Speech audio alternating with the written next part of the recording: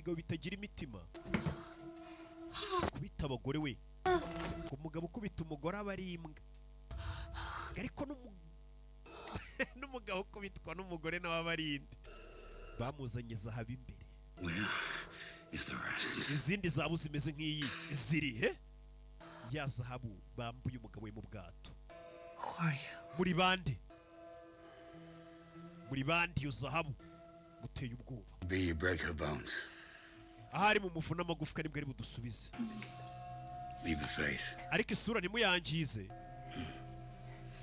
bavuna ahandi isura ntibayikubita itangirika umugabo ahita acaho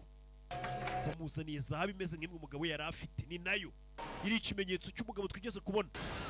mu rukerera wibuke batangiye saa 11 zibura saa 10 umugabo amaze kuhagera kapiteni w'abajura w'abasuma aho ni mu kirundi ngiye n'ikirundi buranda ndakivuga abasuma abigeme abakenyezi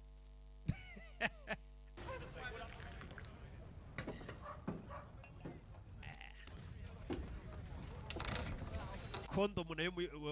kondomu Pastor Bradley yitwa 69 ubu niyo kondomu igezweho 69 muzajya mujya kugura udukingirizo mujye mugenda mubaza yitwa 69 kondomu nziza cyane igezweho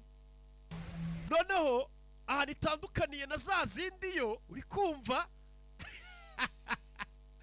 hey n'abacuruzi murangura mujye kurangura amazi ati 69 tugufashe iki muvandi I am the custode and this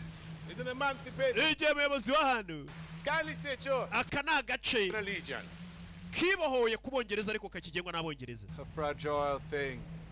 paradise bega paradizo ye yoroshye